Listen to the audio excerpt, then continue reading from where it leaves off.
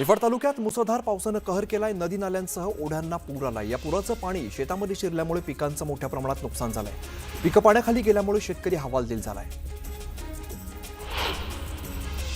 नाशिकच्या सुरगाणा भागामध्ये होत असलेल्या पावसाचा फटका भात शेतीला बसलाय. काढणीला आलेलं पीक आडवं झालंय. पावसाने शेतातील भात पीक भिजून खराब झालंय.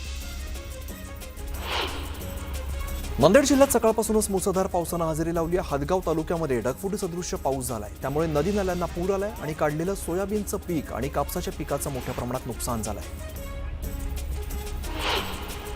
मोंता चक्रीवादळाचा फटका कोकणातील शेतकऱ्यांनाही बसलेला आहे. रत्नागिरी जिल्ह्यामध्ये गेल्या 2 दिवसांपासून मुसळधार पाऊस सुरू आहे. दरम्यान भातशेती पाण्याखाली गेली असून कापणीला आलेल्या पिकाला फटका बसलाय. कांद्याला योग्य दर मिळत नसल्यामुळे करमाळा तालुक्यातील शेटफळ नागोबा गावातील शेतकऱ्यांनी संताप व्यक्त केलेला आहे. यावेळेला नैराश्यातून शेतकऱ्याने 2 एकर कांदा पिकावरती नांगर फिरवलाय. रत्नागिरीच्या खेडमध्ये परतीच्या पावसामुळे भात पिकाचं मोठं नुकसान झालंय. यामुळे शेतकरी आर्थिक चिंतेत सापडलाय. तातडीने पंचनामा करत नुकसान भरपाई देण्याची मागणी करण्यात येते. परभणी जिल्ह्यात पुन्हा एकदा मुसळधार पावसानं हजेरी लावली आहे. मात्र या पावसामुळे काढणीला आलेला कापूस भिजलाय. त्यामुळे शेतकरी पुन्हा एकदा आर्थिक संकटात सापडलाय. नंदुरबारमध्ये सलग 4थ्या दिवशी पावसानं हजेरी लावली आहे. मागील 4 दिवसांपासून जिल्ह्यामध्ये कमी जास्त प्रमाणात पावसाच्या सरी कोसळत असल्यामुळे नुकसान झालंय. हातातोंडाशी आलेला घास हिरावल्यामुळे मिरची, कापूस, मका हे पीक अडचणीत आलंय. रत्नागिरी जिल्ह्यातल्या लोटे एमआयडीसीतील कंपन्यांमधून रासायनिक सांडपाणी थेट नदीत सोडलं गेलंय. त्यामुळे सोनपात्रा नदीचं पाणी दूषित झालंय. तर पाण्याचा रंग बदललेला आहे आणि रासायनिक सांडपाण्यामुळे पाण्याला उग्र वास येऊ लागलेला आहे. यामुळे कोतवली गावामध्ये ग्रामस्थांनी संताप व्यक्त केलाय.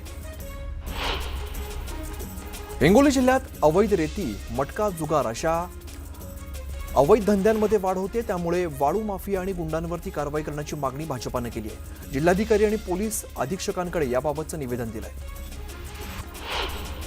सिंधुदुर्ग जिल्हा प्रशासनाने एआयचा वापर सुरू केलेला आहे. पोलीस विभाग, महसूल, कृषी, परिवहन आणि आरोग्य विभागात एआय वापरण्यास सुरुवात झालेली आहे. दरम्यान याचा नीती आयोगाच्या शिष्टमंडळाकडून आढावा घेतला जाणार आहे. हिंगोलीच्या सिरसम गावामध्ये 2 गटांमध्ये हाणामारी झाली. किरकोळ वादातून तरुणांमध्ये वाद झाल्याची माहिती आहे. हाणामारीचा व्हिडिओ समोर आलाय. पुणे रेल्वे स्थानकावरती 6 रुपये जादा दराने पाण्याची बाटली विकल्यामुळे कारवाई करण्यात आली आहे. दुकानाचा परवाना निलंबित करत 20,000चा दंड ठोठावण्यात आलाय. कल्याण पूर्व भागात अल्पवयीन मुलांनी दारू पिऊन धिंगाणा घातलेला आहे. गाडीवरून जाताना दारूची बाटली दाखवत या मुलांनी नागरिकांना शिवीगाळ केल्याचा व्हिडिओ सोशल मीडियावरती व्हायरल झालाय. संबंधित मोटरसायकल मालक आणि अल्पवयीन मुलांवरती कठोर कारवाई करण्याची मागणी नागरिक करतायत.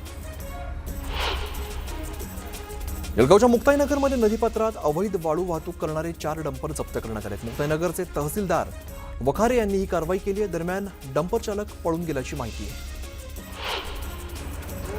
खारघर या ठिकाणी 2 अनधिकृत इमारतींवरती सिडकोकडून बुलडोझर चालवण्यात आलेला आहे. नवी मुंबई आणि पनवेलमधील गावठाण परिसरामध्ये मोठ्या प्रमाणात अनधिकृत बांधकाम होत आहे. गेल्या वर्षभरात सिडकोच्या अतिक्रमण विभागाने 650हून अनधिकृत इमारती या जमीनदोस्त केल्या. कार्तिकी एकादशी निमित्ताने विठुरायाच्या दर्शनासाठी भाविक पंढरपुरात दाखल होत आहेत.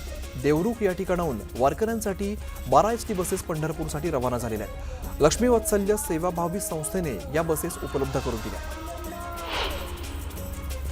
अंकलेश्वर बऱ्हाणपूर मार्गाच्या विस्तारीकरणासाठी जाणाऱ्या जमिनीचा मोबदला न मिळाल्यास जमीन संपादनाला विरोध करण्याचा इशारा शेतकऱ्यांनी दिलाय. योग्य आणि कायदेशीर मोबदला दिल्यास संपादनाला विरोध राहणार नाही अशी भूमिका शेतकऱ्यांनी घेतली. सोलापूरच्या अक्कलकोट तालुक्यात ओढा ओलांडताना पाय घसरून पडल्यामुळे 12 वर्षीय मुलगा वाहून गेला. मुलाचा शोध घेण्यासाठी प्रशासनाकडून 20 तासांपेक्षा अधिकची मोहीम सुरू आहे. मुख्यमंत्र्यांशी चर्चा करण्यासाठी बच्चू कडूंसह इतर नेते मुंबईमध्ये दाखल झालेत. चर्चेबाबत आम्ही सकारात्मक असल्याचं वक्तव्य बच्चू कडूंनी केलंय. कर्जमाफी कधी होणार हे सरकारने सांगावं अशी मागणी सुद्धा कडूंनी केली आहे. बावनकुळे चर्चेआधी अभिप्राय देत असतील तर चुकीचं असल्याचं बच्चू कडूंनी म्हटलंय. कुणाच्या बोलण्याने आंदोलनाची धार कमी होत नसल्याचंही कडूंनी सुनावलंय. कर्जमाफीच्या मागणीवरून आजच्या बैठकीत तोडगा निघणार असल्याचं वक्तव्य मंत्री दत्ता भरणेंनी केलंय. तर कर्जमाफी मिळालीच पाहिजे याबद्दल कोणाचंही दुमत नसल्याचंही ते म्हणाले. शेतकऱ्यांवरती अद्यापही अवकाळीचं संकट घोघावतंय. दरम्यान सरकारने कर्जमाफीचं आश्वासन दिलं होतं ते पाळलं पाहिजे. शेतकऱ्यांची कर्जमाफी करणं ही काळाची गरज असल्याचं मत काँग्रेस नेते बाळासाहेब थोरात यांनी व्यक्त केलं आहे. सिंधुदुर्ग जिल्ह्यातील नुकसानाचे पंचनामे करण्याचं काम सुरू असल्याची माहिती नितेश राणे यांनी दिली आहे. तर शेतकऱ्यांचं जेवढं नुकसान झालंय त्यांना जास्तीत जास्त नुकसान भरपाई मिळणार असंही ते म्हणाले. पहिल्या दिवसापासून सरकार डाव टाकतंय. षडयंत्र डावाला प्रतिडावानंच उत्तर द्यावं लागेल असा इशारा मनोज जरांगेंनी दिलाय. शेतकऱ्याचा मुलगा म्हणून आंदोलनाला आलो, शेतकऱ्यांच्या न्यायासाठी प्रयत्न करणार असंही जरांगे म्हणाले. ऑलिम्पिक संघटनेच्या निवडणुकीमध्ये महायुतीच्या नेत्यांमध्येच सामना पाहायला मिळतोय. अध्यक्षपदासाठी अजित पवार विरुद्ध मुरलीधर मोहोळ अशी लढाई होणार आहे. दरम्यान अजित पवारांच्या पक्षाकडे क्रीडा मंत्रीपद असल्यामुळे विविध संघटनेच्या मतदारांवरती दबाव टाकला जात असल्याचा आरोप मोहोळ यांनी केलाय. उपमुख्यमंत्री अजित पवारांनी महिला डॉक्टरच्या कुटुंबियांशी चर्चा केली. यावेळेला कुटुंबियांनी महिला आयोगाच्या अध्यक्षा रुपाली चाकणकर यांच्या भूमिकेविषयी नाराजी व्यक्त केली आहे. डॉक्टर आत्महत्या प्रकरणातील कुटुंबियांशी उद्धव ठाकरे यांची फोनवरून चर्चा झाली. कुटुंबियांच्या न्यायाच्या लढाईमध्ये सोबत असल्याचं यावेळेला त्यांनी ग्वाही दिली आहे. पुण्यातील जैन बोर्डिंग जमीन व्यवहार अखेर रद्द करण्यात आलेला आहे. ट्रस्ट आणि गोखले बिल्डर यांच्यातला जमीन व्यवहार धर्मदाय आयुक्तांनी रद्द करण्याचे आदेश दिले. जैन बोर्डिंग जमीन व्यवहार रद्द केल्याच्या निर्णयाचं मुरलीधर मोहोळांनी स्वागत केलंय. जैन समाजाची जी भावना आहे त्यावेळेला आम्ही शब्द दिला होता असंही मोहोळ यांनी म्हटलंय. जैन समाजाने विनंती केल्याने मी या प्रकरणात उतरल्याचं स्पष्टीकरण मुरलीधर मोहोळ यांनी दिलं. तर जैन बोर्डिंगच्या माध्यमातून माझ्यावरती राजकीय आरोप केल्याचं म्हणत मोहोळांनी धनगेकरांवरती निशाणा साधलाय. धर्मदाय आयुक्तांना अधिकार नसल्याचं वक्तव्य रवींद्र धनगेकरांनी केलेलं आहे. कायदेशीर बाजू तपासून एकनाथ शिंदेंशी बोलणार असल्याचंही धनगेकरांनी म्हटलंय. तर माझं अजून समाधान झालेलं नसल्याचंही ते म्हणाले. मौली इब्राहिम दहशतवादी नाही, मुंबई बॉम्बस्फोटाशी संबंध नसल्याचं ममता कुलकर्णींनी वादग्रस्त विधान केलंय. चूक कळल्यानंतर ममतांनी घुमजाव केलाय. पुण्यात महाविकास आघाडी आणि मनसेच्या नेत्यांची बैठक पार पडली. मुंबईत होणाऱ्या मोर्चाच्या पार्श्वभूमीवर पुण्यामध्ये मवियाच्या नेत्यांची रणनीती ठरणार आहे.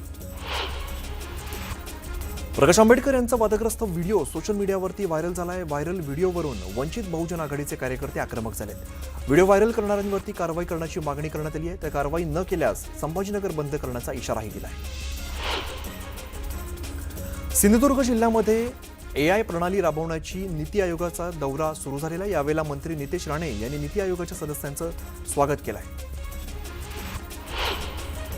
जालन्यातील महादेव साळुंके या शेतकऱ्याने जिल्हा सत्र न्यायालयाच्या पार्किंग शेडच्या पत्र्यावरती चढत आंदोलन केलंय. जिल्हाधिकाऱ्यांना निवेदन देऊन सुद्धा मागण्या मान्य होत नसल्यामुळे शेतकऱ्यांनी हे आंदोलन केलंय.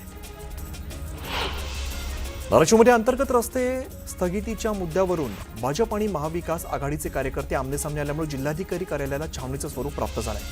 कार्यकर्त्यांनी रास्ता रोको करत ठिय्या आंदोलन केल्यामुळे जिल्हाधिकारी कार्यालयात तणावाचं वातावरण निर्माण झालंय. शहापूरमध्ये सापगाव ते शहापूर रस्त्यासाठी नागरिकांनी भीक मागो आंदोलन केलेलं आहे. या रस्त्यावरती अनेक अपघात होत असून प्रशासनाला जाग येत नसल्यामुळे नागरिकांनी संताप व्यक्त केलाय. जळगाव जिल्हा कारागृह बंदीवरती जीवघेणा हल्ला करण्यात आलेला आहे. जुन्या रागातून बंदींवरती हल्ला केल्याची माहिती समोर आली आहे.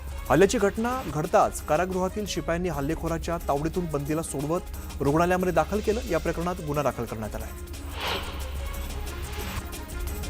रायगडच्या माणगावातील ताम्हिणी घाटामध्ये एका कारवरती दरड कोसळली. यामध्ये एका महिलेचा जागीच मृत्यू झालाय. पुण्यावरून माणगावच्या दिशेने प्रवास करताना ही घटना घडली आहे. बुलढाण्यातील चिखलीजवळ जालना ते खामगाव महामार्गावरती एक मद्यधुंद महिलेने महामार्गावरती झोपत मोठा गोंधळ घातलाय. त्यामुळे या महामार्गावरती मोठ्या प्रमाणात बघ्यांची गर्दी जमली. मद्यधुंद महिलेने घातलेल्या गोंधळामुळे महामार्गावरती वाहनांच्या मोठ्या रांगा लागल्या होत्या. नंदुरबारच्या शहादा तालुक्यातील डामरखेडा पुलाजवळ कंटेनर उलटला. कंटेनर उलटल्यामुळे वाहतुकीचा खोळंबा झाल्याचं पाहायला मिळालं. डामरखेडच्या पूल कमकुवत झाल्यामुळे हा रस्ता गेल्या 2 वर्षांपासून अवजड वाहतुकीसाठी बंद करण्यात आला आहे. चंद्रपुरात वादग्रस्त रस्ता दुभाजक बांधकामाविरोधामध्ये आंदोलनादरम्यान 2 नगरसेवकांमध्ये वाद झाला. माजी नगरसेवक पप्पू देशमुख आणि काँग्रेसचे माजी नगरसेवक नंदू नागरकर यांच्यातील वादामुळे नागरिकांचं मात्र मनोरंजन झालंय. बीडच्या पालीमध्ये चोरट्यांनी कॅनरा बँकेमध्ये दरोडा टाकला. या घटनेमध्ये जवळपास 18 लाखांची रोकड चोरट्यांनी लंपास केली आहे. पोलिसांकडून सीसीटीव्हीच्या आधाराने चोरट्यांचा शोध घेतला जातोय.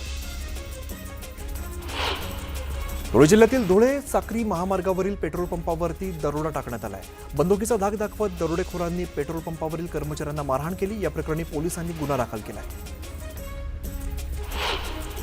बीड जिल्ह्यात गुंडांनी पुन्हा हैदोस मांडलेला आहे. या हॉटेल कामगाराला अमानुष मारहाण करण्यात आली. यामध्ये जखमी झालेल्या कामगारावरती रुग्णालयात उपचार सुरू आहेत. लोखंडी रॉडसह दांडक्याने मारहाण केल्यामुळे या कामगाराचा पाय फ्रॅक्चर झालाय. बीडच्या परळीतील धक्कादायक प्रकार समोर आलाय. भावकीतील लोकांनीच घरात घुसत एका व्यक्तीसह त्याच्या 3 मुलांना मारहाण केली आहे. त्यातील एका मुलीला विष पाजलंय आणि या धक्कादायक मारहाणीचा व्हिडिओ सध्या समोर आलाय. मात्र पोलिसांनी तक्रार घेण्यास नकार दिल्यामुळे पीडित कुटुंब हवालदिल झालंय. अकोल्यातील उमरी भागात चोरट्यांनी एका सैनिकाच्या घरात चोरी केली आहे. घरातील 4.5 लाखांचा ऐवज लंपास केलाय तर 50,000ची रोकड लंपास करण्यात आली आहे. या प्रकरणी पोलिसांकडून अधिकचा तपास सुरू आहे. मुंबई विमानतळावरती सीमाशुल्क विभागाच्या अधिकाऱ्यांची कारवाई केलेली आहे. 4 वेगवेगळ्या कारवाईमध्ये 13 कोटींचे ड्रग्ज आणि 56 लाखांचा गांजा जप्त करण्यात आला आहे. कल्याणजवळील विठ्ठलवाडी बस आगारात सीएनजी पंपाशेजारी फटाके फोडत कारच्या बोनेटवरती केक कापत बर्थडे सेलिब्रेशन करण्यात आलं. याचा व्हिडिओ सध्या व्हायरल झाल्यानंतर प्रवाशांकडून कठोर कारवाई करण्याची मागणी केली जाते.